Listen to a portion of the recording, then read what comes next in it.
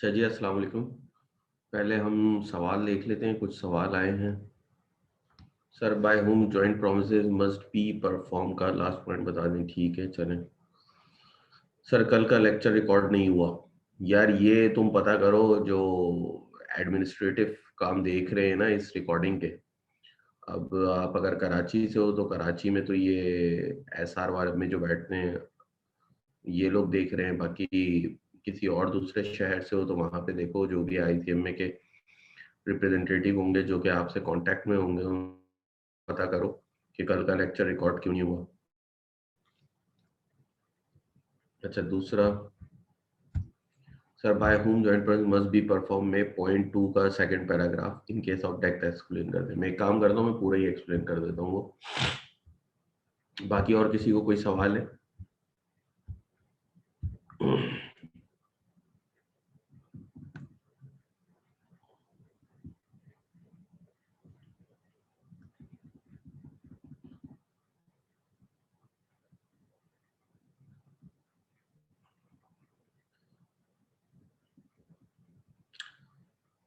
देखिए जी, थोड़ा सा ओवरव्यू मैं दोबारा दे देता हूँ। कल हमने बात करी थी कि who can demand performance of joint promises. तो हमने ये बात करी थी कि पहली बात तो हमने बात कर ली थी थोड़ी बहुत कि जॉइंट प्रोमिसेस क्या होते हैं। तो वहां पे हमने कहा था कि एक से ज्यादा प्रोमिसी, एक से ज्यादा प्रोमिसर्स हो, कोई भी शेप हो, तो इनको हम कहते हैं कि जॉइंट प्रोमिसेस होते हैं। ठीक है, फिर हमने इसमें बात करी थी हु कैन डिमांड परफॉर्मेंस, के कौन परफॉर्मेंस जो है वो कर सकता है।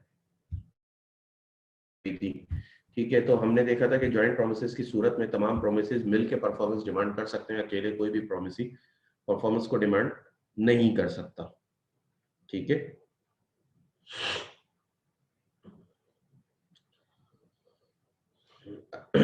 अच्छा, इसमें हमने एक कॉन्ट्रा इंटेंशन की भी बात करी थी कि अगर लॉ ने रिलीफ दिया हुआ था, आपने किसी को नॉमिनेट किया हुआ है, वो तो अलग बात है। लेकिन अगर आपने किसी को नॉमिनेट नहीं किया तो तमाम प्रोमिसेस मिलके करेंगे।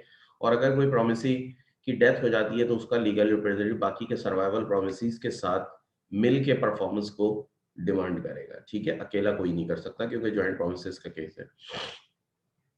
फिर हमने इसमें मजीद बात करी थी by whom joint promise must be perform.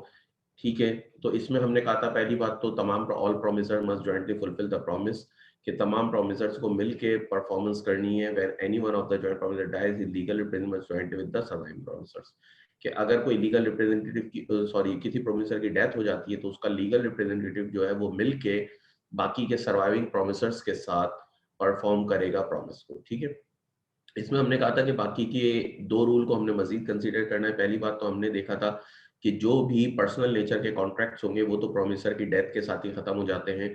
उसमें लीगल रिप्रेजेंटेटिव पे कभी भी लायबिलिटी नहीं आती, वो कभी भी बाउंड नहीं होता कि वो पर्सनल नेचर का कॉन्ट्रैक्ट करे, क्योंकि जरूरी नहीं है पुलिस वाले का बेटा पुलिस वाला बने या पेंटर का बेटा पेंटर ही बने। ठीक है, तो इस वजह से लॉ ने यहाँ पे रिलीफ दिया हुआ है कि देखें, जब भी पर्सनल नेचर का कोई कॉन्ट्रैक्ट होगा, पर्सनल स्किल का कोई कॉन्ट्रैक्ट होगा, तो लाजमी सी बात है अगर प्रोमिसर की डेथ हो गई तो लीगल रिप्रेजेंटेटिव पे उसकी लायबिलिटी नहीं आती। फिर दूसरी बार लॉ ने एक और कहा कि देखें, लीगल रिप्रेजेंटेटिव के साथ भी नाइंसाफी ना हो, इसलिए लॉ ने ऐसी काम किया। लॉ ने कहा कि ठीक है, उसको जो एसेट्स मिलते हैं उसकी लायबिलिटी वहीं तक लिमिटेड है, वो पर्सनल लायबल नहीं होगा। अगर एसेट 100 रुपए की मिले और लायबिलिटी उसको 120 रुपए की मिली है तो वो 100 रुपए तक के लिए लायबल है, बाकी के 20 रुपए वो अपनी जेब से नहीं देगा। ठीक है, ये हमने यहाँ पे बात कर ली थी। अब आया था एनी वन और more of the joint promisor may be compelled to perform. ठीक है, अच्छा, इसमें हमने बड़ी बात करी थी दो चीजों की। ठीक है, हमने एक तो बात करी थी कि A B C and jointly promise करते हैं डी को कि हम आपको 3000 देंगे, तो डी के पास ये राइट है कि वो किसी भी एक को या एक से ज्यादा को, दो को कह सकते हैं कि भाई तुम दोनों से मुझे पैसे चाहिए। वो सी को छोड़ भी सकते हैं या बी को भी छोड़ सकते हैं। प्रोमिसी के पास यहाँ पे ये राइट, वो किसी भी एक प्रोमिसर को या एक से ज्यादा प्रोमिसर को किसी को भी कह सकता है कि भाई आप पूरा कॉन्ट्रैक्ट परफॉर्म करो, उससे करवा सकता है। ठीक है, अगर वो परफॉर्म नहीं करता तो वो किसी एक या एक से ज्यादा प्रोमिसर को कोर्ट भी लेके जा सकता है। क्लियर है?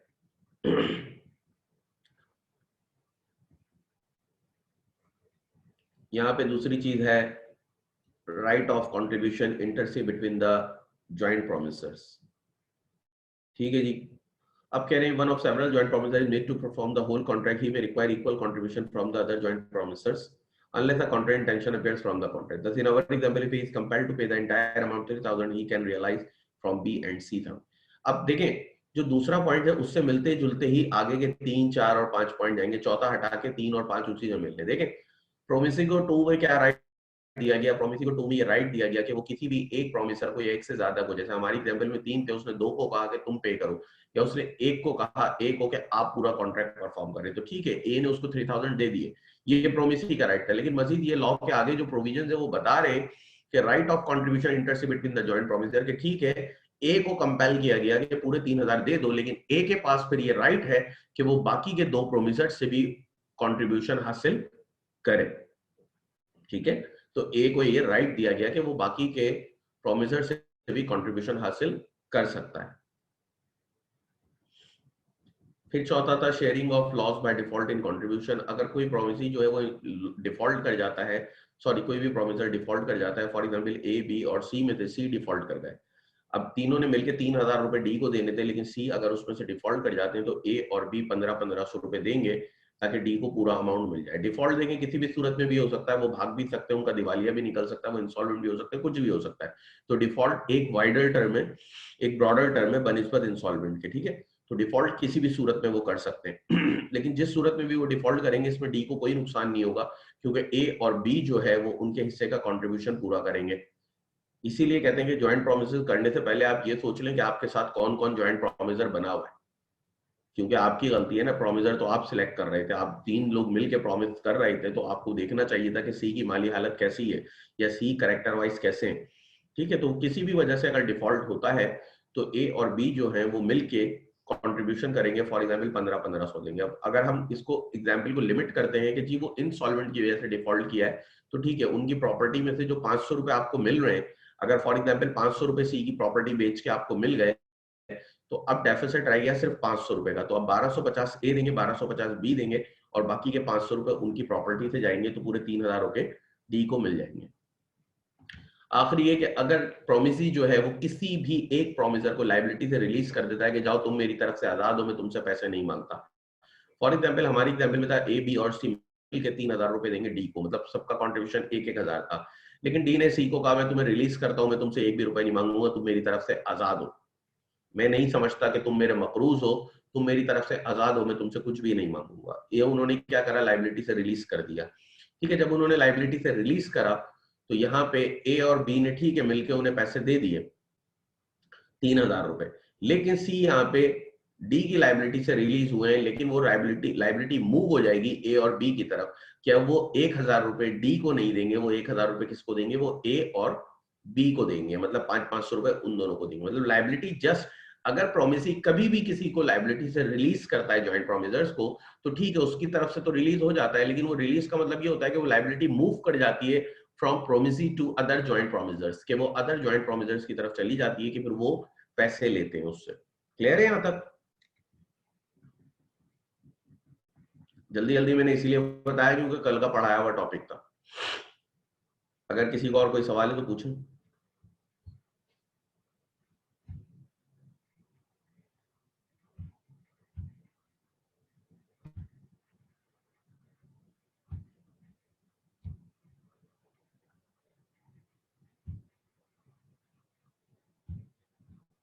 ठीक है, फिर हम आगे चलते हैं असाइनमेंट ऑफ कॉन्ट्रैक्ट की तरफ।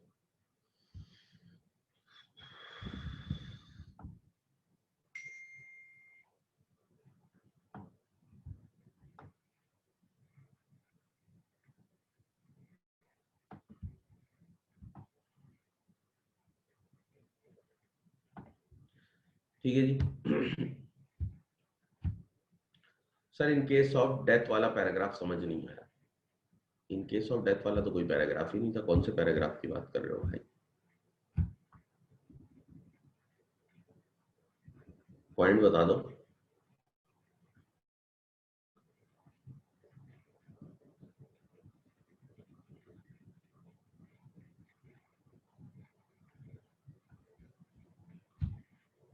पॉइंट 2 का सेकंड पैराग्राफ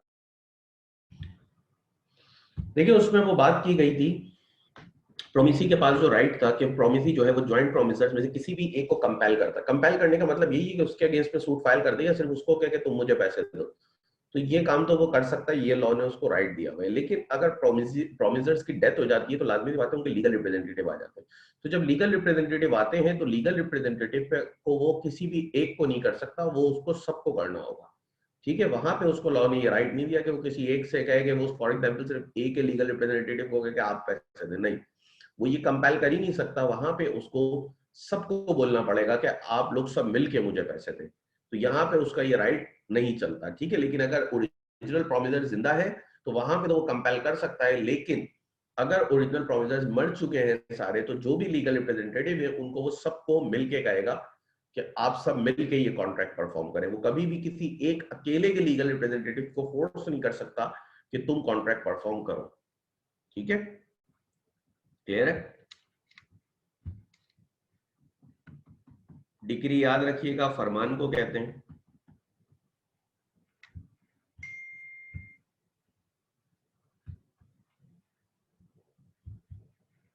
अच्छा जी, असाइनमेंट ऑफ कॉन्ट्रैक्ट्स।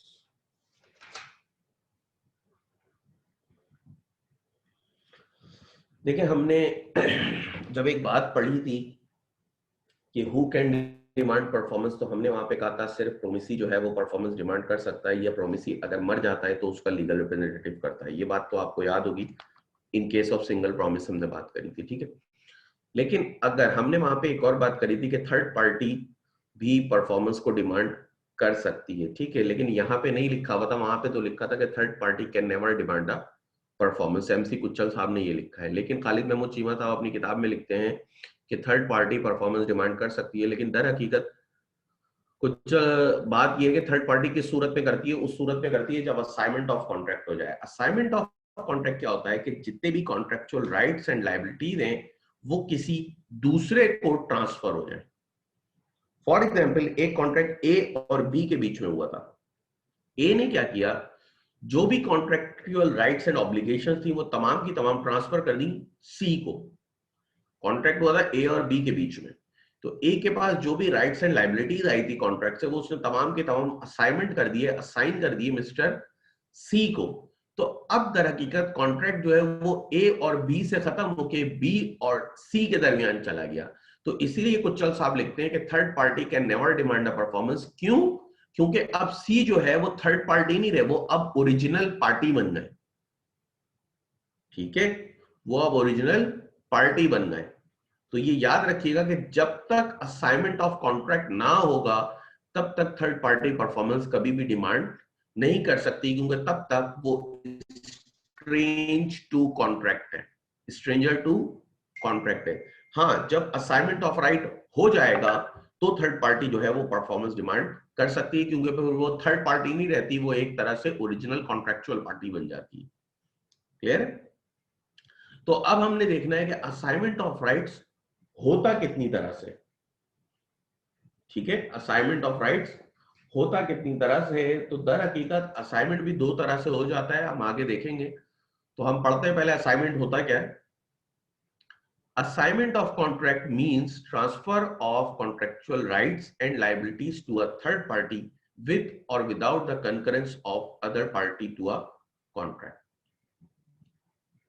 ठीक है, by virtue of assignment, an assignee can bring an action on his own initiative without making assigner a party to the suit against the party to the contract. The Pakistan Contract Act contains no specific provision dealing with the assignment of contract, but the law on the subject is well settled and the rules which have been applied by courts in Pakistan in this regard as follows.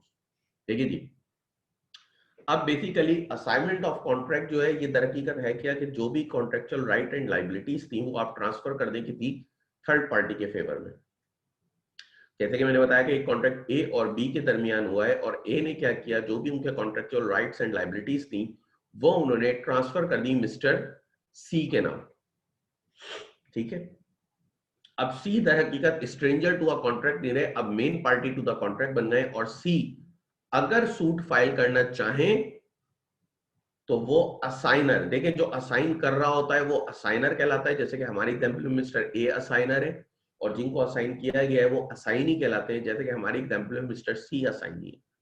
तो अब अगर mister C B पे suit file करना चाहे तो वो without the consent of ए असाइनर को party ठहराए बिना सूट की वो डायरेक्ट उनके ऊपर केस कर सकते हैं। उन्हें ना ही परमिशन लेनी पड़ेगी ए की, ना ही जरूरी है कि वो ए को बताएं, वो डायरेक्ट भी सूट फाइल कर सकते हैं। ठीक है, जरूरी नहीं है कि वो उन्हें पार्टी बनाए, क्योंकि उनके पास वही राइट आ गए जो कि एक ओरिजिनल पार्टी के पास आ गए। ठीक है, अब यहां पे असाइनमेंट ऑफ कॉन्ट्रैक्ट के बारे में कोई स्पेसिफिक प्रोविजंस नहीं है जो कि कॉन्ट्रैक्ट एक्ट के अंदर मौजूद हो, लेकिन कोर्ट्स की प्रैक्टिस को देखते हुए, जिस तरह से कोर्ट ने फैसले किए हैं उनको देखते हुए कुछ प्रोविजंस ड्राइव किए गए, कुछ रूल्स बनाए गए, जिनको हम यहाँ पे देख लेते हैं कि किस तरह के कॉन्ट्रैक्ट कोर्ट कहता है कि आप असाइन कर लें, किस तरह के कॉन्ट्रैक्ट कोर्ट कहता है कि आप असाइन ना कर सकें। क्योंकि बाद औकात ये होता है कि जो कोर्ट फैसले देता है, मैं आगे आपको लीगल स्ट्रक्चर में पढ़ाऊंगा, उसको भी हम बेंचमार्क ले लेते हैं कि भाई ये फैसला वहां से आया था, तो इसी तरह से हम अपने रूल्स फिर बना लेते हैं। एक सवाल देख लूं पहले मैं। बेटा क्लास के बाद में तुम्हें एक्सप्लेन कर दूंगा स्टार्टिंग से, अभी मुझे आगे पढ़ाने दो, मैं एक दफा ये चैप्टर एंड करा दूं। आपने जब ज्वाइन किया है तो असाइनमेंट ऑफ कॉन्ट्रैक्ट अगर चल रहा था, मैं दोबारा बता देता हूं। असाइनमेंट ऑफ कॉन्ट्रैक्ट क्या होता है कि दर हकीकत आप अपने कॉन्ट्रेक्चुअल राइट्स एंड लाइबिलिटीज जो है वो किसी भी थर्ड पार्टी को ट्रांसफर कर दें, तो वो कहलाता है असाइनमेंट ऑफ कॉन्ट्रैक्ट। जो असाइन कर रहा होता है वो असाइनर कहलाता है, जिसको असाइन की जाती है वो असाइनी कहलाती है पार्टी। ठीक है, असाइनी जब चाहे वो किसी भी डिफॉल्ट, किसी भी वजह से सामने वाली पार्टी पे सूट फाइल कर सकता है। जैसे कि हमारी एक एग्जांपल थी कि ए और बी के बीच में कॉन्ट्रैक्ट हुआ और ए ने क्या करा, तमाम कॉन्ट्रेक्चुअल राइट्स एंड ऑब्लिगेशन जो है वो ट्रांसफर कर दिया किसके ऊपर, सी के ऊपर। तो सी अब जब चाहे बी पे डायरेक्ट सूट फाइल कर सकते हैं, उन्हें जरूरत नहीं है कि वो ए को इन्फॉर्म करें या ए का कॉन्सेंट लें या ए को कॉन्ट्रैक्ट में पार्टी ठहराएं। ठीक है, वो एक तरह से बिल्कुल ओरिजिनल पार्टी बन जाते हैं। लेकिन यहां पे अब बात हमने आगे वही करी, जो भी बात हमने करी वो यही करी कि अब इसके लिए कोई लॉ में स्पेसिफिक प्रोविजंस नहीं है, इसलिए जो कोर्ट की प्रैक्टिस रही है पाकिस्तान में, हम उनको फॉलो करते हैं कि कोर्ट इसमें क्या क्या फैसले दे चुके हैं, क्या क्या रूल अप्लाई हुए, उन्हीं की बात करके हम रूल बना लेते हैं।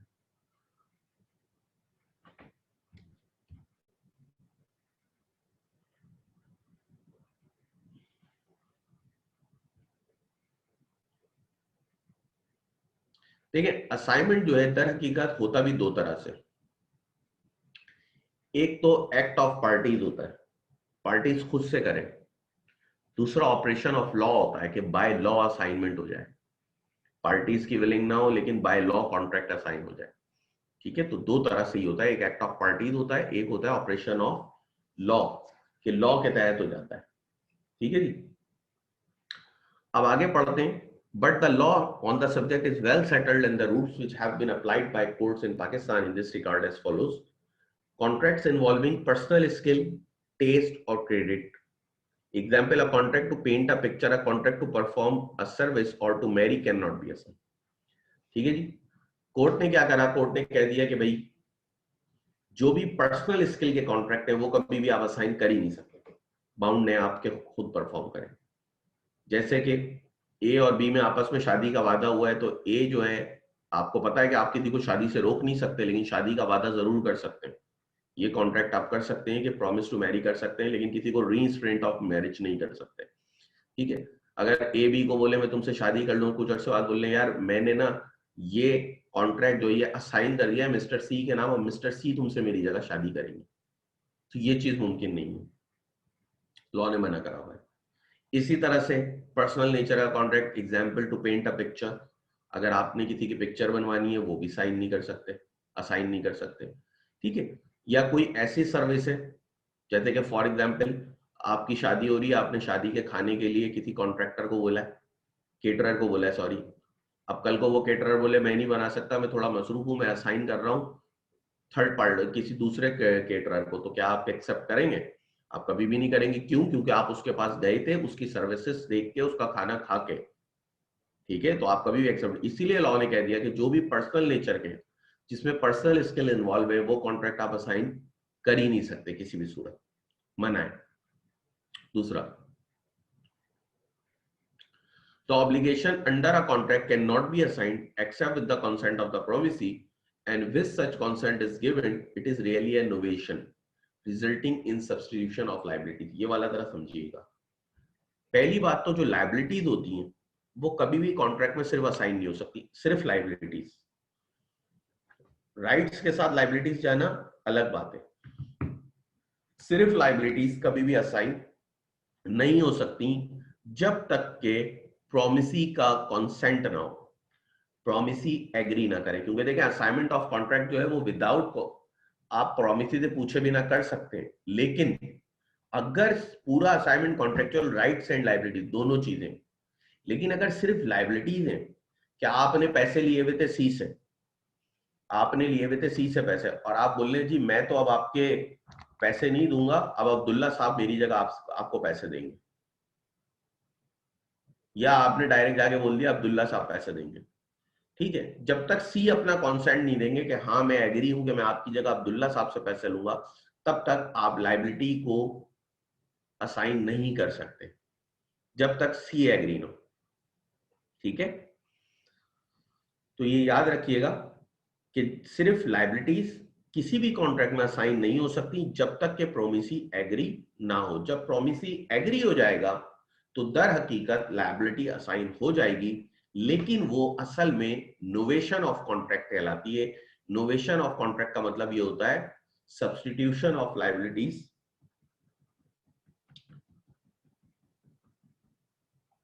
Substitution of liabilities of old contract, ठीक है, टू अ न्यू कॉन्ट्रैक्ट। क्या आप ओल्ड कॉन्ट्रैक्ट को सब्स्टिट्यूट करा देते हैं न्यू कॉन्ट्रैक्ट से, तो ये बेसिकली एक नोवेशन ऑफ कॉन्ट्रैक्ट कहलाता है। एक सवाल देखते हैं, थर्ड पार्टी का एग्री होना जरूर, लेकिन थर्ड पार्टी तो एग्री होगी जब तो आप असाइन करेंगे ना, डायरेक्ट तो आप राह चलते बंदे के नाम नहीं कर सकते ना, इमेजिनरी इल्यूजनरी नेम तो आप नहीं लिख सकते, वो तो एग्री होगी। असाइनमेंट भी बाकायदा एक एग्रीमेंट होता है जिसपे साइन होते हैं,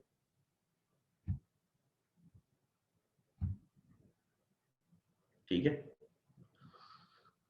तो अगर सिर्फ ऑब्लिगेशन, सिर्फ लाइबिलिटीज अगर आप ट्रांसफर करते हैं किसी थर्ड पार्टी को, तो वो विदाउट कॉन्सेंट ऑफ प्रोमिसी नहीं हो सकता, जरूरी है कि वो with the consent of promisee हो।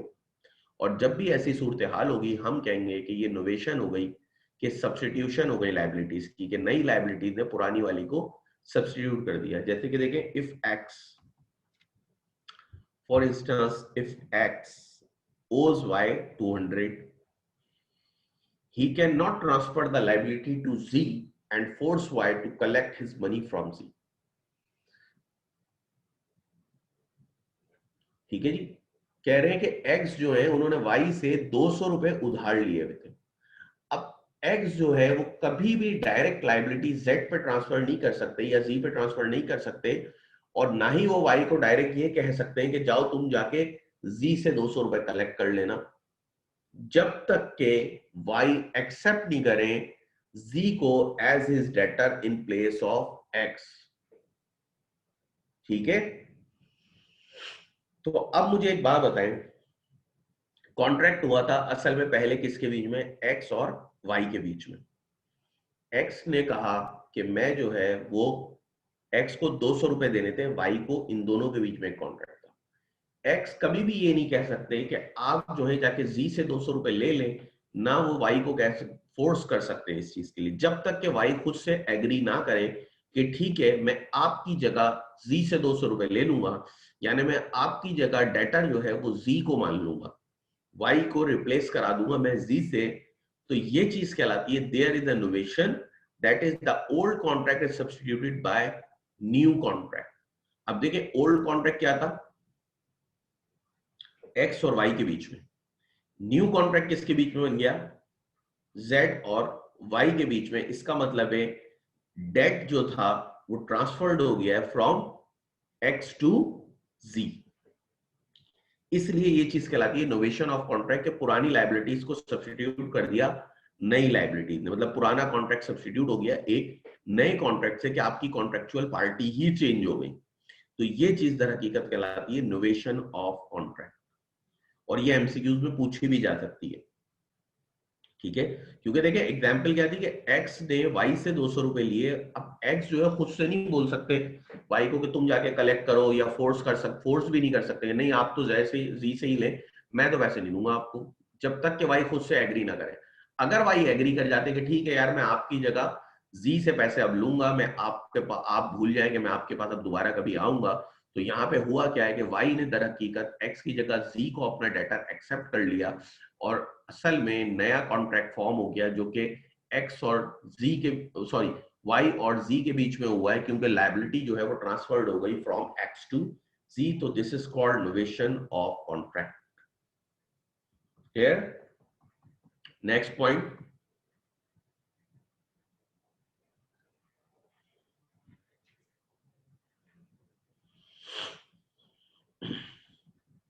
अच्छा जी, नेक्स्ट पॉइंट है third, the rights and benefit under a contract are assignable unless the contract is of personal nature or the rights are incapable of assigning either under the law or under agreement between the parties, and the assignee can demand performance against the contracting party. There is so because it makes no difference to the party bound by that obligation. एक common सी बात लिखी है, वो कह रहे हैं कि जी rights and obligation जो होती है कॉन्ट्रैक्ट में वो असाइनेबल होती हैं। हाँ, अगर कॉन्ट्रैक्ट पर्सनल नेचर का है तो फिर वो असाइनेबल नहीं होती, या कॉन्ट्रैक्ट कुछ इस तरह का बनाया हुआ है कि आपने लिखा हुआ था कि ये कॉन्ट्रैक्ट कभी भी असाइन नहीं हो सकता, तो फिर कभी भी कॉन्ट्रैक्ट में असाइनमेंट पॉसिबल नहीं है। लेकिन असाइनमेंट लॉ ने बेसिकली अलाउ क्यों करी हुई है, सवाल ये है।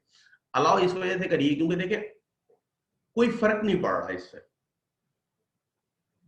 पार्टीज के बीच में कोई फर्क नहीं पड़ रहा। जैसे कि ऊपर वाली एग्जांपल में देखें, वाई को पहले कितने लेने थे, 200 रुपए, अभी भी कितने लेने थे, इसे 200 रुपए, बस फर्क इतना है कि अब एक्स से नहीं लेने, अब जी से लेने, तो कोई नुकसान नहीं हो रहा इसमें, कोई उनको नुकसान नहीं हो रहा। ठीक है, तो इस वजह से लॉ ने ये अलाउ करा हुआ है। whether he is called upon to perform in favor of the original party or in favor of the assignee, but the assignee takes the assignment subject to all equities, if any. This means that the debtor may plead against the assignee all defenses that he could have pleaded against the assigner. For instance, if one of the parties is induced to enter into a contract by fraud and the fraudulent party assigns his interest in the contract to a bona fide third party for value, the defrauded party is entitled to rescind the contract in equity in spite of its assignments to an innocent party. कह रहे हैं कि देखें कभी भी assignment होता है तो उससे राइट्स एंड ऑब्लिगेशन में कोई भी चेंज नहीं आते, ना ही किसी पार्टी को नुकसान होता है। फॉर एग्जाम्पल, अगर एक के साथ फ्रॉड करके कोई कॉन्ट्रैक्ट किया गया था, फॉर एग्जाम्पल मेरे साथ फ्रॉड करके किसी ने कोई कॉन्ट्रैक्ट कर लिया, अब मैं जो था फ्रॉड हुआ था, मुझे भी नहीं पता था, मैंने इनोसेंटली क्या करा, एक बोनाफाइड को वो कॉन्ट्रैक्ट असाइन कर दिया। जब मैंने उसको असाइन करा तो याद रखें जब मेरे पास फ्रॉड हुआ था तो मेरे पास एक ऑप्शन था, मैं उसको वॉइड कर सकता था, मेरे पास वॉइडेबल का ऑप्शन था। जब मैंने असाइन कर दिया किसी थर्ड पार्टी को, तो आज थर्ड पार्टी भी उस कॉन्ट्रैक्ट को असाइन, सॉरी, वॉइड कर सकती है, उसके पास भी वॉइडेबल का ऑप्शन है।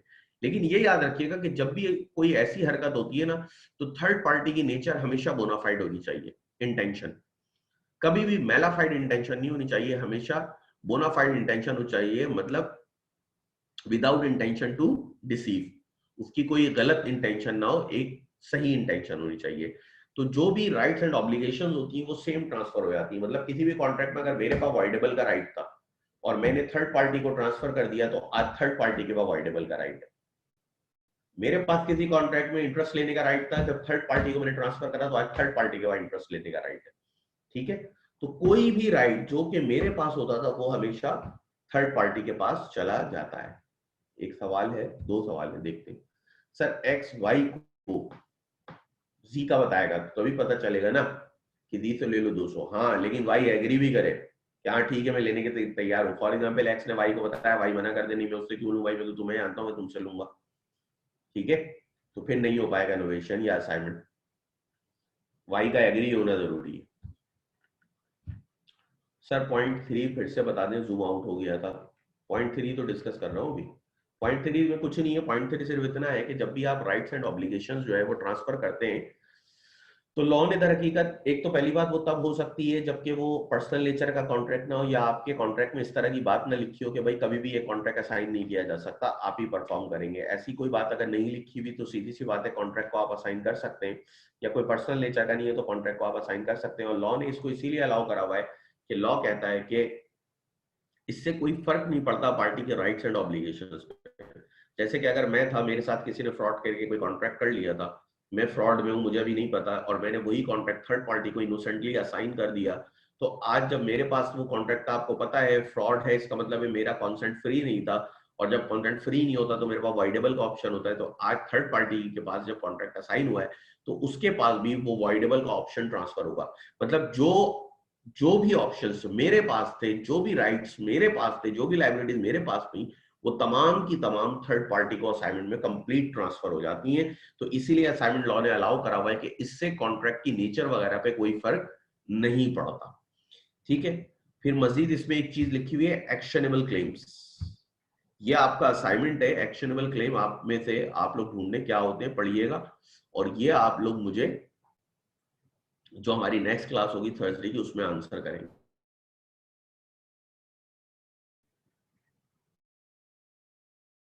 जितने भी असाइनमेंट आपने ऊपर पढ़ा हो तो क्या पार्टीज में था ना, कि पार्टीज खुद चाहें तो कॉन्ट्रेक्चुअल राइट्स एंड ऑब्लिगेशन जो है वो ट्रांसफर कर दें। अगर सिर्फ लाइबिलिटीज करनी है तो प्रोमिसी का एग्री होना जरूरी है।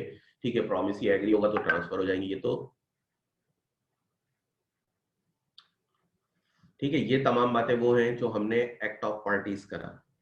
अब चौथा पॉइंट है assignment bye operation of law. यहां पे सूरत यह है कि पार्टीज अपनी मर्जी से नहीं करी, लेकिन बाय लॉ उन्हें असाइनमेंट करना पड़ रहा है। मतलब वो अपनी चाहत से नहीं कर रही, अपनी विल से नहीं कर रही, लेकिन बाय लॉ उन्हें करना पड़ रहा है। क्यों? Assignment by operation of law take place in cases of death and insolvency. Upon the death of a party, his rights and liabilities under a contract develop upon his heirs and legal representative, except in the case of a contract involving personal qualification. In case of insolvency, all the rights and liabilities of the insolvent pass to official assignee or receiver, as the case may. अब देखें assignment bye operation of law किन cases में होगा? दो ही cases में होता है, या तो डेथ हो जाए या इंसॉल्वेंट हो जाए मेन पार्टी। अगर उसकी डेथ हो गई तो लाजमी सी बात है जो भी कॉन्ट्रेक्चुअल राइट्स एंड लाइबिलिटीज है वो ट्रांसफर हो जाएंगी किसको? Third party. ठीक है, मतलब जो भी उसका लीगल रिप्रेजेंटेटिव था या जो भी उसका वारिस था उसको ट्रांसफर हो जाएंगे। क्लियर? हाँ, इसमें ये बात याद रखिएगा कि अगर पर्सनल नेचर का कॉन्ट्रैक्ट था तो आपको पता है वो बाय लॉ भी असाइन हो ही नहीं सकता। ये भी याद रखिएगा कि पर्सनल नेचर का कॉन्ट्रैक्ट कभी भी बाय लॉ भी असाइन नहीं होगा। ठीक है, तो अगर डेथ हो जाती है तो ट्रांसफर हो जाते हैं तमाम rights and liabilities legal representative को। अगर बंदा इनसॉल्वेंट हो जाता है, देखिए इनसॉल्वेंसी एक बकायदा प्रोसीजर है। जब आपको कोर्ट डिक्लेयर कर दे कि आप इनसॉल्वेंट हो गए, फिर आपकी जितनी भी प्रॉपर्टी होती है, जो कुछ भी आपके पास होता है, उस पर एक ऑफिशियल असाइनी या रिसीवर हम उसे कहते हैं, वो अपॉइंट करता है कोर्ट। वो आपके तमाम एसेट्स को सेल आउट कर देता है। फिर क्या करता है? पेमेंट ऑफ लाइबिलिटीज करता है। अगर कुछ बच जाता है तो वो आपको दे देता है, अगर कुछ नहीं बचता तो भी आप पे कोई केस फिर फाइल नहीं होता, वो नेगोशिएट कर लेते हैं वेंडर से। ठीक है, लेकिन जितने भी, अब अगर आप इंसॉल्वेंट हो गए और आप ऑलरेडी किसी कॉन्ट्रैक्ट में थे, तो वो कॉन्ट्रैक्ट भी ऑटोमेटिकली असाइन हो जाएगा ऑफिशियल रिसीवर को कि वो आपके एसेट्स वगैरह जो भी सेल आउट हो रहे हैं उसमें से उस कॉन्ट्रैक्ट को भी सेटल करेगा, या जो भी परफॉर्मेंस आपकी है वो उस कॉन्ट्रैक्ट में उसको सेटल करेगा। तो दो सूरतों में ऑपरेशन ऑफ लॉ हो जाता है, एक तो डेथ में लीगल रिप्रेजेंटेटिव को चला जाता है, एक इंसॉल्वेंसी में ऑफिशियल रिसीवर को चला जाता है, जो कि अपॉइंट होता है बाय कोर्ट। कि वो क्या, क्योंकि वो आपकी सारी प्रॉपर्टी को एसेस कर रहा होता है, सेल कर रहा होता है, लाइबिलिटीज को पे ऑफ कर रहा होता है, तो जो भी आपके ऑनगोइंग कॉन्ट्रैक्ट्स होते हैं वो तमाम के तमाम भी मूव कर जाते हैं उसकी तरफ, और फिर वो उनको भी वही सेटल करता है। क्लियर है?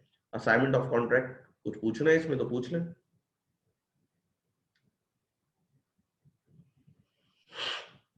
जो आप में से आईकॉम के स्टूडेंट्स हैं उन्होंने पार्टनरशिप में भी लिक्विडेशन पढ़ा होगा, उसमें भी यही होता है, पेमेंट ऑफ लायबिलिटीज, ये तमाम चीजें।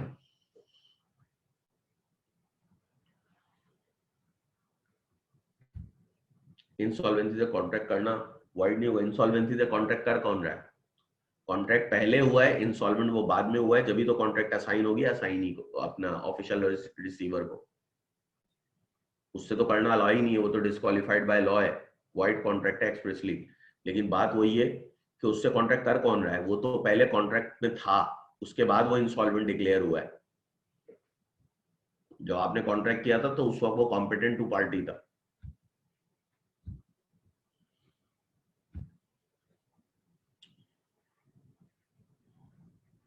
कुछ पूछना है? चलें आगे चलते।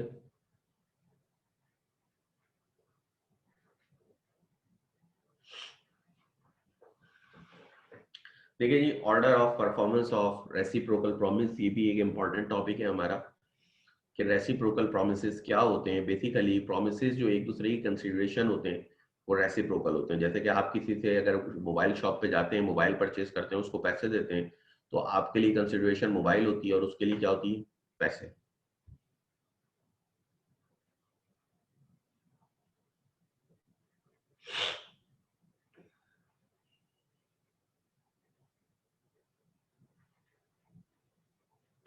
ज्वाइंट प्रॉमिस के केस में असाइनमेंट कैसे होगी when one of them become insolvent? देखिए पहली बात तो, अगर वो इंसॉल्वेंट हो गया तो आप मुझे बताएं ऐसी कौन सी थर्ड पार्टी होगी जो एक इंसॉल्वेंट का असाइन लेगी, कॉन्ट्रैक्ट असाइन करवाएगी कि हम उसके पैसे उतारते हैं। पहली बात तो, अगर एक बंदा आपका इंसॉल्वेंट हो गया तो आपके बाकी के जो 2 या 3 जितने भी लोग हैं ज्वाइंट प्रोमिसर्स हैं, वो तमाम उसका कंट्रीब्यूशन पे करेंगे। ठीक है। लेकिन अगर वो लोग भी बोलते हैं जी हमारा एक पार्टनर जो है वो हमारा एक जो ज्वाइंट प्रोमिसर है वो इंसॉल्वेंट हो गया, अब हम 3 बचे हैं, वो जाते हैं सामने वाली पार्टी के पास, जाएंगे प्रोमिसी के पास, बोलेंगे हम 3 बचे हैं, एक तो इंसॉल्वेंट हो गया और हम लोग तुम्हारे पैसे नहीं दे रहे, हमारी जगह तुम्हारे पैसे जो है वो फला शख्स देंगे या फला मजीद 4 लोग देंगे। अगर इस बात से सामने वाली पार्टी एग्री करती है तो असाइनमेंट हो जाएगा, अगर नहीं करती तो फिर नहीं होगा कभी भी। ठीक है। लाइबिलिटीज को ट्रांसफर करने के लिए जरूरी है कि प्रोमिसी का कॉन्सेंट चाहिए। असाइनमेंट दोनों सूरतों में सेम तरीके से ही होगा।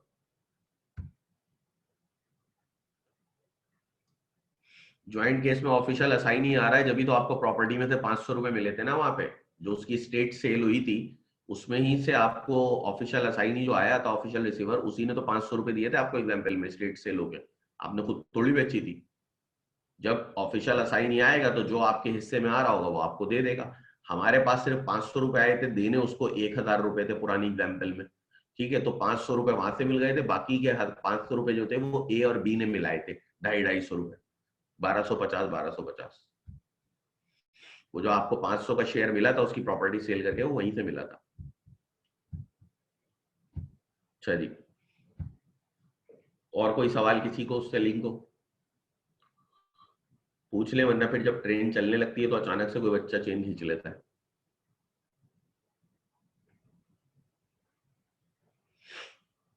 चले जी, order of performance of reciprocal promises.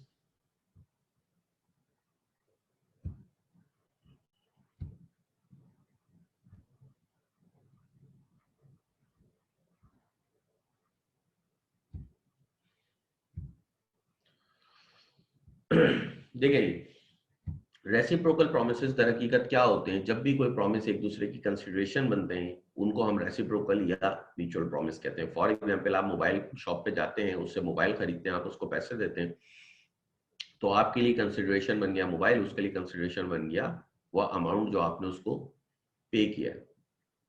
ठीक है, तो ये बन जाते हैं रेसिप्रोकल प्रोमिसेस या म्यूचुअल प्रोमिसेस जो एक दूसरे की कंसिडरेशन बनते हैं। It is common knowledge that bilateral contracts where both contracting party have to perform their promises involve mutual promises among the party। कह रहे हैं ये भी बड़ी कॉमन बात है कि जब भी बायलैटरल कॉन्ट्रैक्ट होता है तो दोनों पार्टीज परफॉर्मेंस का प्रॉमिस करती हैं और वही म्यूचुअल प्रोमिसेस कहलाते हैं। ठीक है, दोनों पार्टी हैं, बायलैटरल कॉन्ट्रैक्ट लाजमी सी बात है, जब भी 2 पार्टी होंगी तो ये कंसिडरेशन तो एक दूसरे को कुछ ना कुछ दे रही होंगी ना, तो वही बेसिकली एक म्यूचुअल प्रॉमिस बन जाता है या रेसिप्रोकल प्रॉमिस बनता है।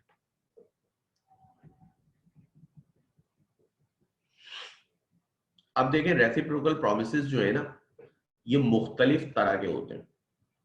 म्यूचुअल एंड इंडिपेंडेंट होता है, म्यूचुअल एंड कंकरेंट होता है। ठीक है, म्यूचुअल एंड डिपेंडेंट होता है, ये मुख्तलिफ तरह के होते हैं। अब म्यूचुअल एंड इंडिपेंडेंट क्या होता है कि दोनों पार्टी एक दूसरे से प्रॉमिस करती हैं, लेकिन वहां पे दोनों की जो परफॉर्मेंस है वो म्यूचुअल तो होती है लेकिन इंडिपेंडेंट होती है, where each party must perform his performance independently without waiting for the performance or willingness to perform of the other promises are mutual and independent. जब आप किसी दूसरे की परफॉर्मेंस पर डिपेंड ना कर रहे हो और आपको उससे गर्ज ना हो कि उसने परफॉर्म करा नहीं करा और आप परफॉर्म करना शुरू करें, तो ये कहलाता है म्यूचुअल एंड इंडिपेंडेंट। और ये बहुत ज्यादा इसकी कॉमन एग्जांपल होती है जब आप कभी कोई फ्लैट वगैरह की बुकिंग कराते हैं।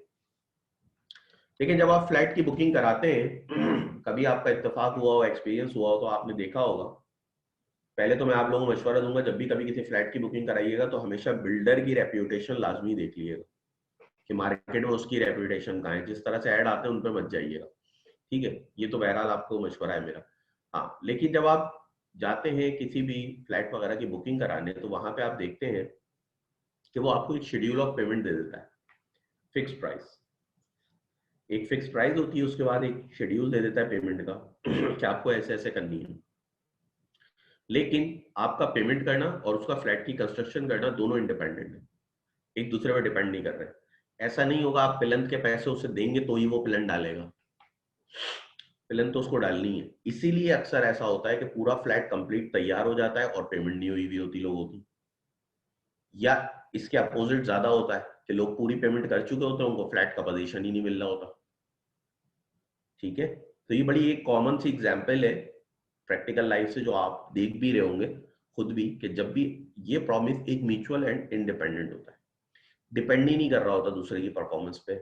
आप उसको 3 महीने पे नहीं करें, वो ऐसा नहीं कि कंस्ट्रक्शन रोक देगा, वो कंस्ट्रक्शन करता रहेगा।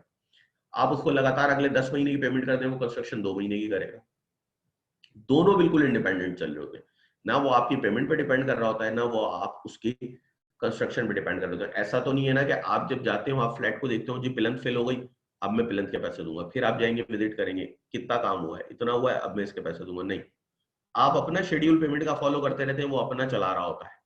ठीक है, दोनों बिल्कुल इंडिपेंडेंटली काम कर रहे होते हैं, तो ये कहलाता है mutual and independent reciprocal promises, जहां पे पार्टी इंडिपेंडेंटली दूसरे की परफॉर्मेंस का वेट किए बिना अपने हिस्से की परफॉर्मेंस पूरी कर रही हो। क्लियर है?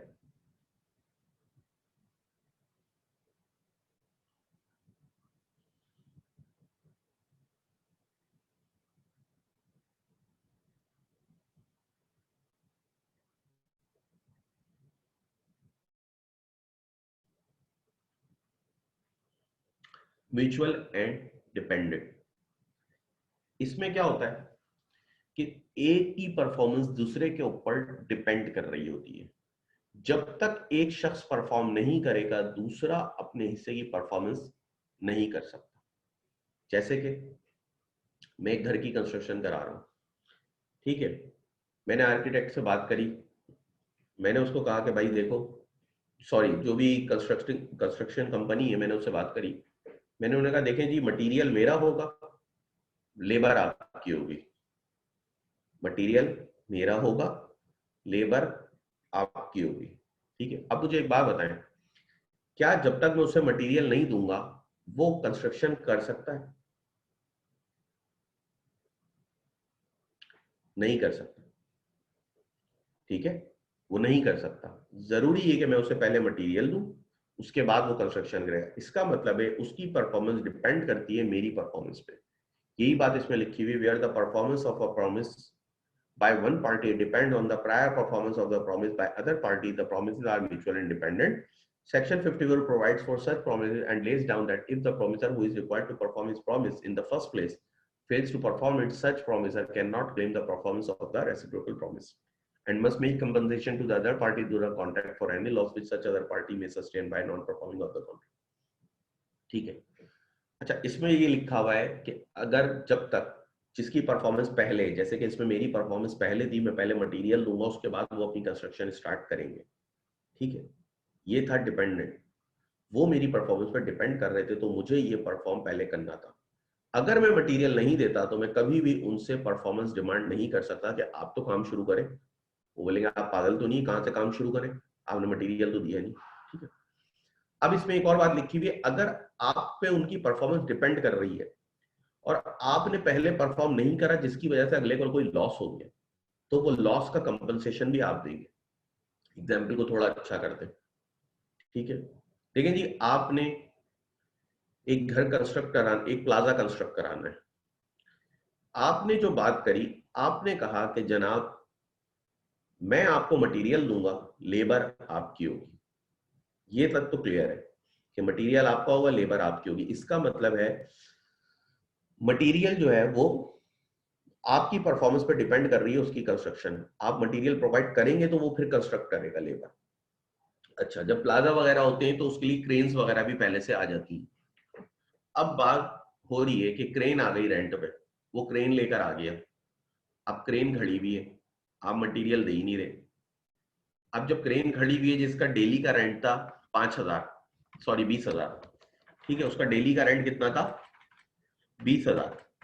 अब क्रेन खड़ी हुई है, आपने मटेरियल दिया नहीं, अब वो कंस्ट्रक्शन तो कर नहीं सकता, लेकिन वो रेंट पे ले आया। अब 1 महीना गुजर गया, उसने कहा भाई कब दोगे यार, मैं तो काम कर ही नहीं पा रहा आपकी वजह से, ठीक है। अब यहां पे उसको देखें, एक लॉस भी हो रहा है। उसको लॉस क्या हो रहा है? क्रेन का रेंट, जो कि महीने का 6 लाख रुपए बन गया है। तो पहली चीज, एक तो आप उससे परफॉर्मेंस डिमांड नहीं कर सकते जब तक कि आप खुद परफॉर्म ना करें, क्योंकि प्रायर परफॉर्मेंस जो फर्स्ट प्लेस है वो आपकी परफॉर्मेंस का है। जब आप मटेरियल देंगे तो ही आप उससे कंस्ट्रक्शन डिमांड कर सकते हैं। दूसरी बात, जो 6 लाख रुपए उसको लॉस पहुंचा दिया है आपने, जो वो क्रेन्स वगैरह ले आया था और जिस रेंट उस पर चढ़ रहा था, वो 6 लाख भी आप पे करेंगे, क्योंकि वो लॉस आपकी परफॉर्मेंस ना करने की वजह से अकर हो रहा है। तो अगर कोई थर्ड पार्टी, कोई mutual and dependent performance promise हो और उसमें प्रायर परफॉर्मेंस करने वाला जिसकी परफॉर्मेंस फर्स्ट प्लेस पे थी वो फेल हो जाए, वो ना कर पा रहा हो, जैसे कि इस केस में मैं नहीं कर पाया, मैं मटेरियल नहीं दे पाया, तो जो भी सामने वाली पार्टी को अगर कोई लॉस भी हो रहा होगा तो वो भी मेरे ही जिम्मे आएगा, मैं पूरा करूंगा। क्लियर है? अच्छा जी, ये है mutual and concurrent. Simultaneously occur हो जाते हैं when the two part promises are to be performed simultaneously, they are said to be mutual and concurrent. According to section 1, in the case of such promises, the promiser need not perform his promise unless the promise is ready and willing to perform his reciprocal promise. देखिए, ये simultaneously अगर होते हैं और जिंदगी में आप सबसे ज्यादा यही वाले प्रॉमिस कर रहे होते हैं, आपकी रोजमर्रा लाइफ में भी बहुत हो रहे होते हैं, ठीक है। आप शॉप पे जाते हैं, वो आपको घड़ी देता है, आप उसको पैसे निकाल के दे देते हैं। ये सारे म्यूचुअल एंड कंकरेंट होते हैं, साइमल्टेनियसली होते हैं। वो आपको घड़ी नहीं देगा, आप पैसे नहीं देंगे, ठीक है, जब तक कि वो विलिंग ना हो। या बाद औकात ऐसा होता है आप उसको पैसे देते हैं, फिर वो आपको लाके घड़ी देता है, लेकिन आपको उसकी विलिंगनेस का भी पता चल जाता है कि हाँ वो भी कॉन्ट्रैक्ट परफॉर्म करने के लिए तैयार है और आप भी कॉन्ट्रैक्ट परफॉर्म करने के लिए तैयार है, तो दोनों साइमल्टेनियसली अकर होते हैं, इसलिए हम इनको कहते हैं म्यूचुअल एंड कंकरेंट। अगर आप इसकी एग्जाम्पल बी में आके देखें, इलस्ट्रेशन बी में आए, ये इलस्ट्रेशन अच्छी लिखी हुई है, देखें, A and B contract that A shall deliver the goods to B at a price to be paid by installments. The first installment to be paid on delivery. A need not deliver unless B is ready and willing to pay the first installment on delivery. B need not to pay the first unless A is ready to willing the deliver of the goods on delivery. अब ये देखें, mutual and concurrent था, हुआ क्या था? Simultaneously अगर होना था, जैसे डिलीवरी देनी थी वैसे ही आपने पैसे देने थे, फर्स्ट इंस्टॉलमेंट देनी थी। अगर वो फर्स्ट इंस्टॉलमेंट देने के लिए विलिंग ना हो गया, नहीं यार मैं अभी नहीं दे सकता, मैं बाद में दूंगा, तो ठीक है, आप डिलीवरी देने के लिए बाउंड नहीं है। और अगर वो डिलीवरी देना दे कि नहीं यार मैं बाद में डिलीवर कर दूंगा, अभी तुम पैसे दे दो, तो आप ठीक है, आप भी बाउंड नहीं है कि आप उसको फर्स्ट इंस्टॉलमेंट दें, क्योंकि ये साइमल्टेनियसली होते हैं। देखिए, आप एक शॉप पे जाते हैं बुक्स परचेज करने, वो बोले पैसे दे दें, बुक में बाद में दे दूंगा, नहीं, आप नहीं, बाउंड नहीं है आप। क्यों? आप अपनी देखिए म्यूचुअल अंडरस्टैंडिंग से कर लें, वो एक अलग चीज है, लेकिन आप बाउंड नहीं है। ये एक ऐसा प्रॉमिस है जो साइमल्टेनियसली है करो में। जब वो बुक देने के लिए विलिंग हो, आप पैसे दे देंगे, आप बोलेंगे ठीक है अभी नहीं है, कल आएगी, मैं कल ही आके फिर पैसे भी दूंगा। ये क्या है? साइमल्टेनियसली है करो होते हैं, ठीक है जी। और आपकी लाइफ में सबसे ज्यादा आप यही कर रहे होते हैं। अब देखें,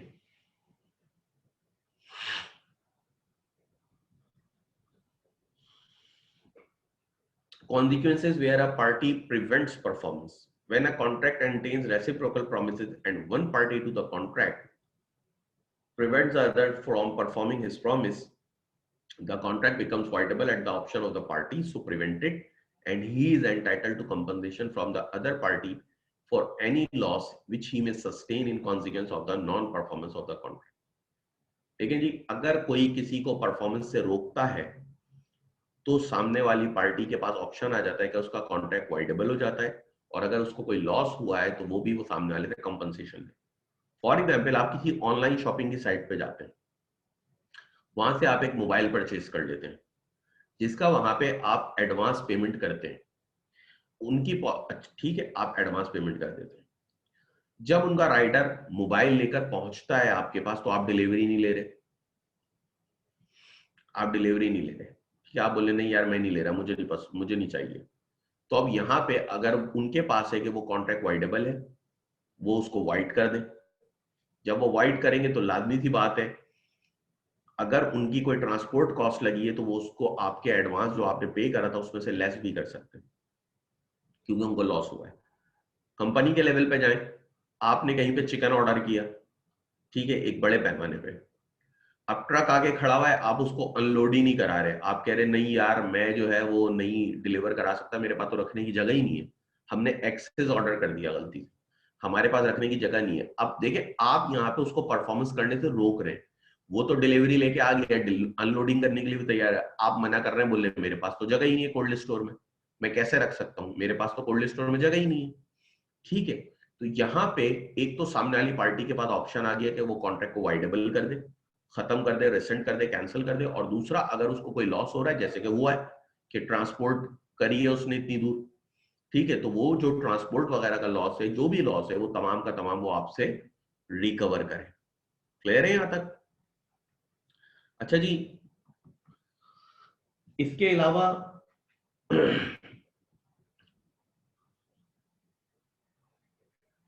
देखें, दो प्रोमिसेस जो है हमारे पास यहीं तक के होते हैं, इसके अलावा दो प्रोमिसेस ऐसे हैं जो खालिद महमूद चीमा साहब ने जबरदस्ती, मैं कहूंगा, बनाए हैं, मेरे हिसाब से वो जबरदस्ती बनाए गए।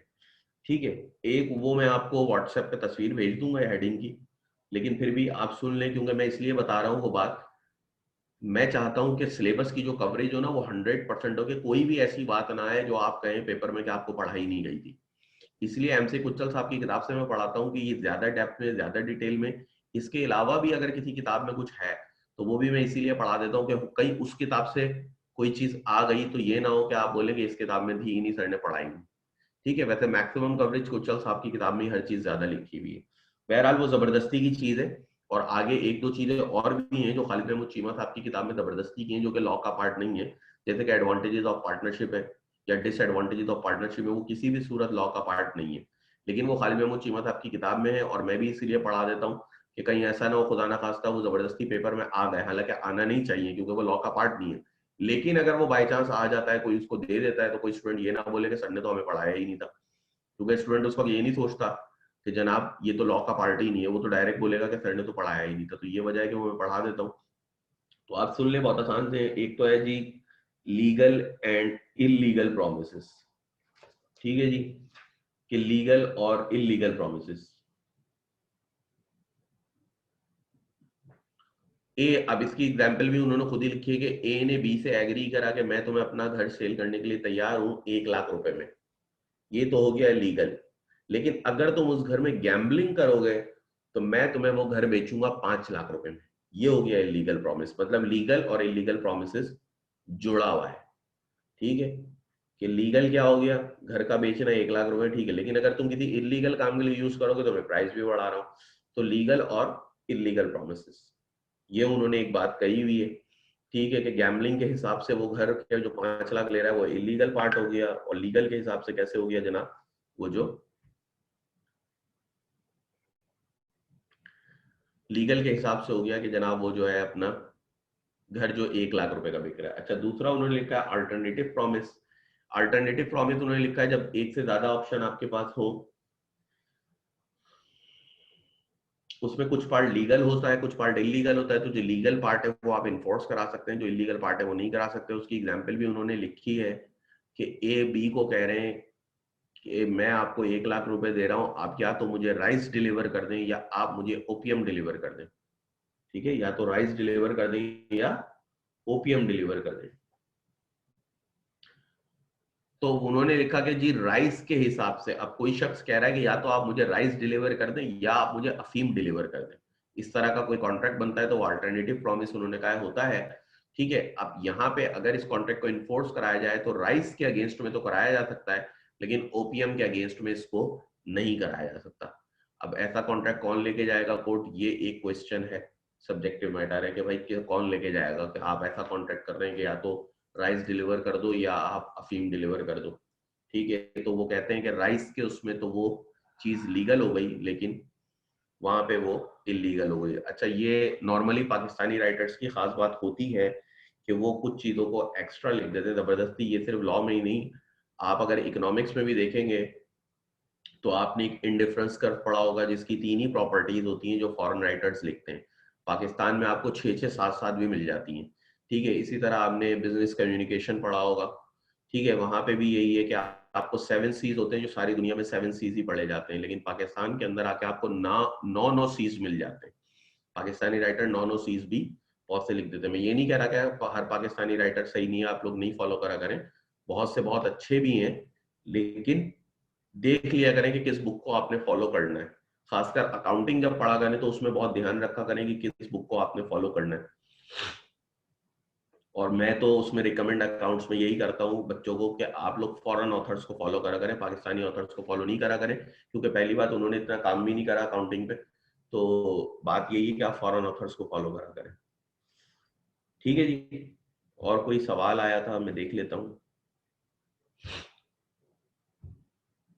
अच्छा,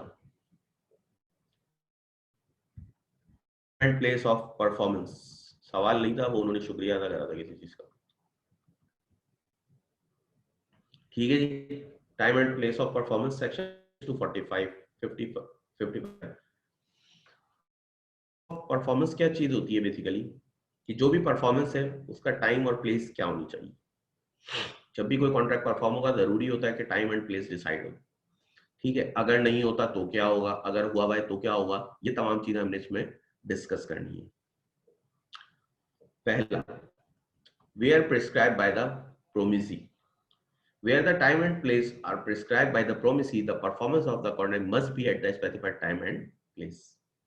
कहते हैं कि जनाब, अगर प्रोमिसी ने प्रिस्क्राइब किया हुआ था टाइम एंड प्लेस, तो ठीक है, जो टाइम उसने या जो प्लेस उसने प्रिस्क्राइब की हुई थी कॉन्ट्रैक्ट वहीं पे परफॉर्म होगा। ठीक है, मतलब कहने की बात क्या है कि जो टाइम एंड प्लेस कॉन्ट्रैक्ट में मुकर्रर है, आप उसी पे कॉन्ट्रैक्ट को परफॉर्म कर दें। दूसरा, they are not prescribe by the promisee. जब कॉन्ट्रैक्ट के अंदर कोई भी टाइम एंड प्लेस मुकर्रर नहीं है, फिर क्या होगा, फिर पहली चीज तो होगी कि रीजनेबल टाइम। रीजनेबल टाइम क्या होता है, on a working day with in the usual hours of business. The question is what is the reasonable time in each particular case, a question of fact, it depends either on special. देखिए जी,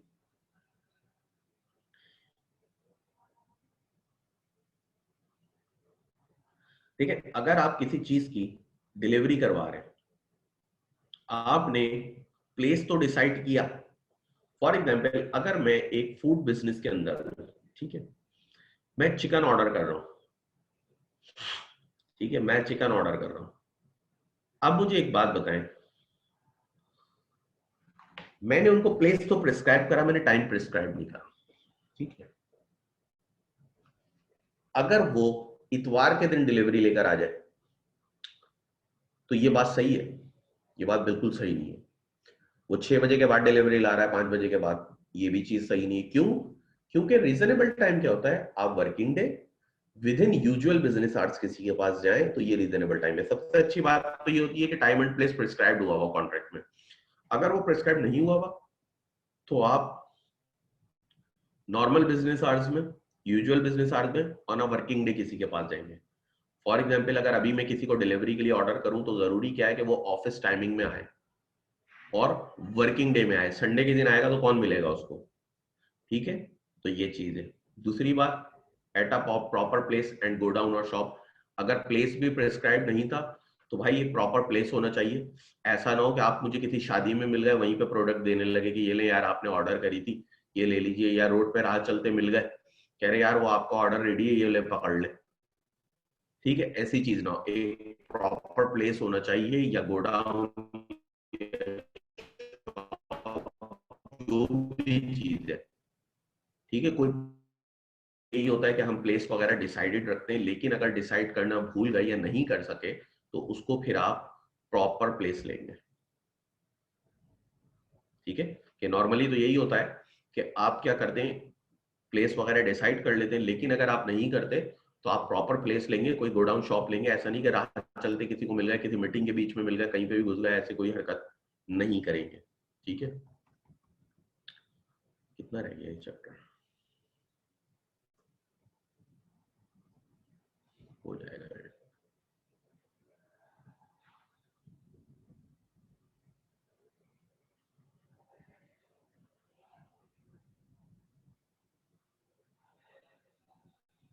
ठीक है, effect of failure to perform a contract within the stipulated time. Stipulated time मतलब mention time. क्या effect होते हैं contract को अगर वो आप परफॉर्म करना भूल जाए with in the stipulated time. अच्छा, ये स्टार्ट कराने से पहले मैं, एक लड़की थी तूबा खान, उस उन वो जरा बता दें वो क्या चीज मुझसे पूछ रही थी, क्योंकि हो सकता है जब ये चैप्टर एंड हो तो आपकी क्लास भी एंड हो चुकी हो, तो आप अभी बता दें ताकि मैं पहले आपको क्लियर कर दूं।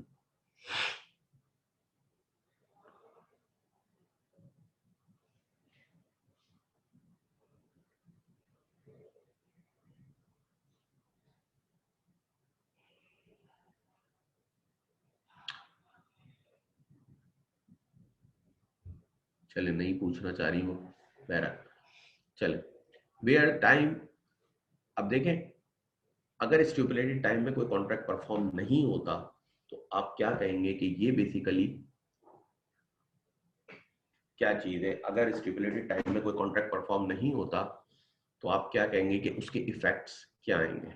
पहला, where time is of the essence of contract and there is failure to perform within fixed time and the contract or so much if it remains unperformed becomes voidable at the option of the promisee. He may rescind the contract and sue for the breach. ठीक है जी, कहते हैं कि अगर time जो है वो essence of contract था। ठीक है, टाइम बहुत जरूरी था कॉन्ट्रैक्ट में, और अगर वो उस टाइम पे परफॉर्म नहीं हो पाया विद इन फिक्स टाइम तो ये अब सामने वाली पार्टी के ऑप्शन पे आ जाता है कि ये वॉइडेबल हो जाता है। प्रोमिसी के ऑप्शन पे वो चाहे तो कॉन्ट्रैक्ट को कैंसिल कर सकता है। ठीक है, ठीक है, अब देखें टाइम किस तरह से एसेस ऑफ कॉन्ट्रैक्ट होता है, मैं आपको बड़ी बड़ी जर्नल एग्जांपल देता हूं। ठीक है,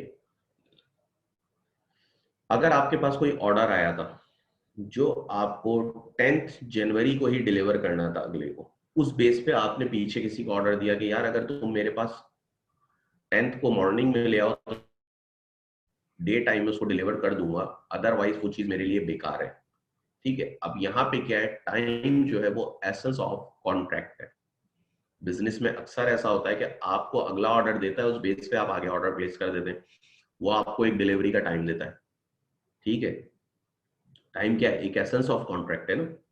ठीक है, अगर बाद में कोई वो आपको डिलीवर करे, फॉर एग्जाम्पल अब जिसको आपने ऑर्डर दिया वो आपको 11 जन को डिलीवर कर रहा है, सामने वाले ने आपसे कब मांगा था, 10 जन को, तो क्या वो प्रोडक्ट आज आपके काम की है, नहीं है।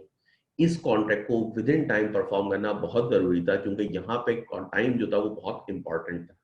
लेकिन अगर उसने विद इन टाइम परफॉर्म नहीं करा तो अब मैं चाहूं तो चलो मैं बोलूं वॉइडेबल हो गया कॉन्ट्रैक्ट, मेरा ऑप्शन है, चाहूं तो रेसेंड कर दूं, चाहूं तो एक्सेप्ट कर लूंगा, ठीक है, बाद में किसी और को भेज देंगे, नहीं।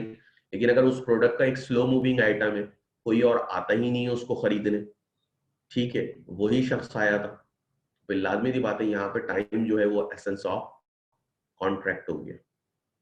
ठीक है, तो यहाँ पे मैं कॉन्ट्रैक्ट को वाइड कर सकता हूँ।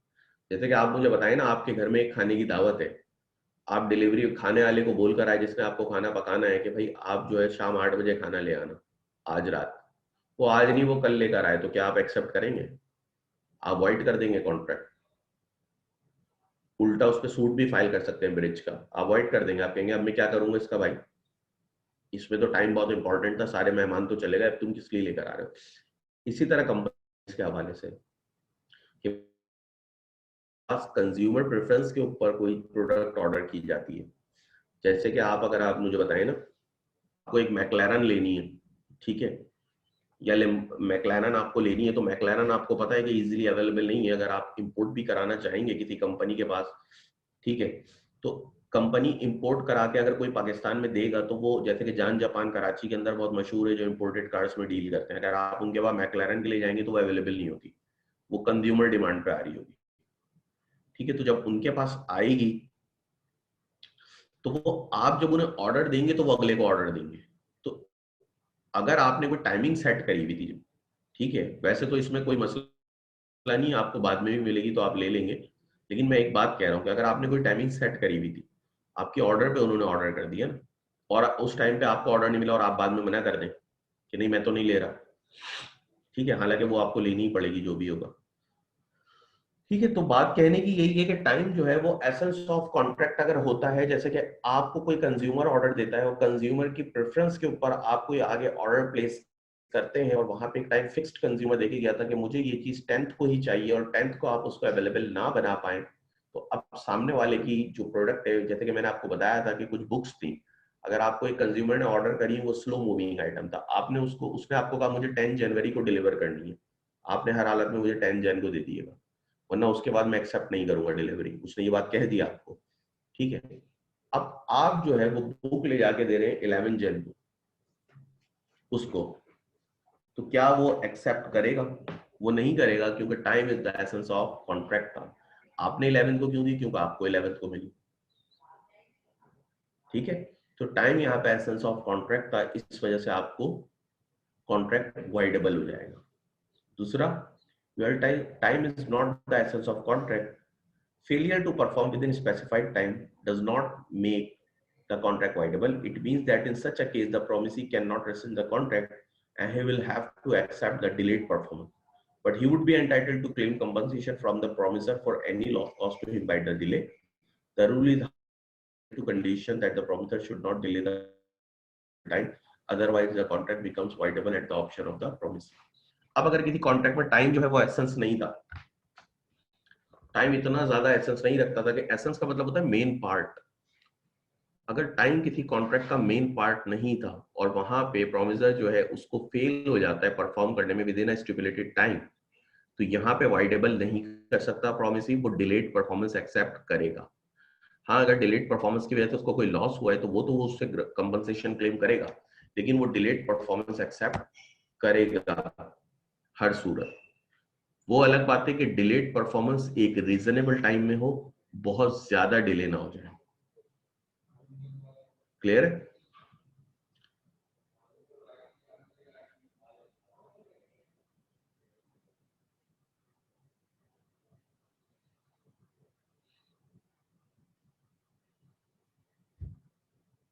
इंजरी टू पार्टी तो क्या होगा सर?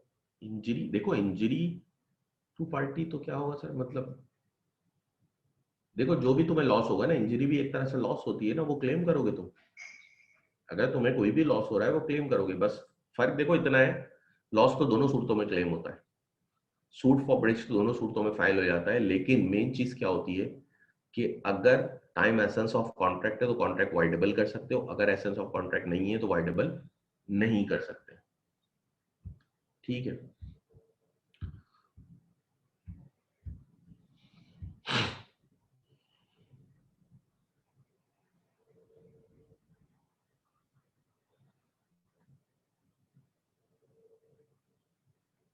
एक काम करते हैं, इसको हम यहीं तक रखते हैं, time is the effects of failures को, फिर यहाँ से लेके हम नेक्स्ट क्लास में इसको डिस्कस करेंगे, और ये चैप्टर इंशाल्लाह ताला एंड हो जाएगा। इसमें अब हमारा सिर्फ और सिर्फ रह गया है, तो वो एक तो एप्रोप्रिएशन ऑफ पेमेंट रह गया है, जो कि कुछ आसान सी चीज़ है।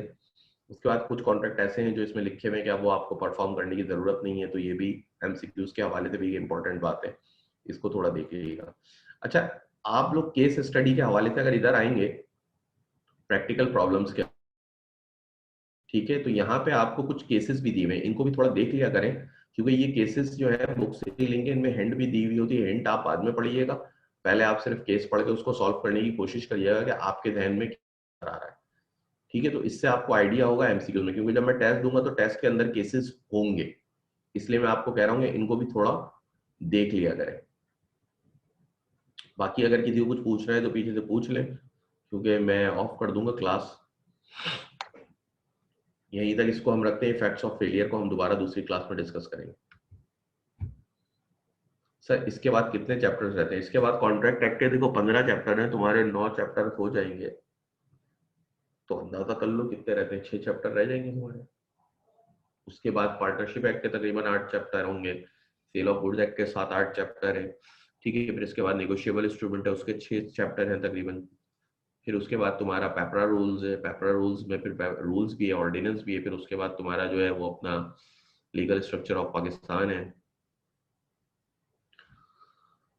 ठीक है। तो काफी बड़ा सिलेबस है बिजनेस लॉ का, लेकिन ये है कि हो जाता है कवर। एमसीक्यूज के अंदर केसेस ज्यादा आते हैं कि कॉन्सेप्ट क्वेश्चन आते हैं, पता नहीं यार, मैंने खुद कभी एमसीक्यूज वाला पेपर नहीं दिया। मैंने तो वो वाला पेपर दिया जो नॉर्मल होता है, रिटन पेपर होता था डिस्क्रिप्टिव। तो मैंने तो पेपर दिया ही नहीं, इसलिए नहीं कि एमसीक्यूज में कोई केसेस आते हैं या कॉन्सेप्ट, क्योंकि सबके अलग अलग आते हैं।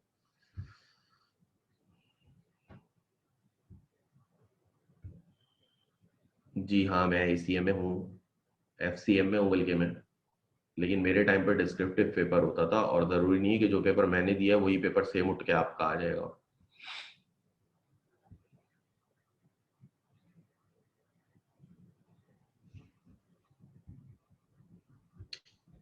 देखिए, मेरे सवाल पूछने का मकसद ये है कि आप सवाल पूछें, वो सवाल पूछें जो कोर्स से लिंक है, अभी जो आपने पढ़ा है अभी। ये नहीं पूछें कितने चैप्टर्स रह जाते हैं उतने रहेगी, और कितने चैप्टर रह जाते हैं इसको पूछने की जरूरत क्या, आपके पास बुक है, आप कंटेंट में देख लें, कंटेंट में देखें, कोर्स आउटलाइन देखें, आप मैच कर लें आपके कितने चैप्टर रह गए, टोटल भी कर लें। टाइम ऑफ पेमेंट को छोड़ दो अभी, इसको हम अगली क्लास में दोबारा डिस्कस करेंगे, क्योंकि जब वो एसेंस ऑफ कॉन्ट्रैक्ट नहीं होती तो कॉन्ट्रैक्ट वाइडेबल होता है, जब वो एसेंस ऑफ कॉन्ट्रैक्ट हो, सॉरी, जब वो एसेंस ऑफ कॉन्ट्रैक्ट नहीं होती तो कॉन्ट्रैक्ट वाइडेबल नहीं होता, जब वो एसेंस ऑफ कॉन्ट्रैक्ट होती है तो कॉन्ट्रैक्ट वाइडेबल हो जाता है, अगर आपने फेलियर कर दिया परफॉर्मेंस में।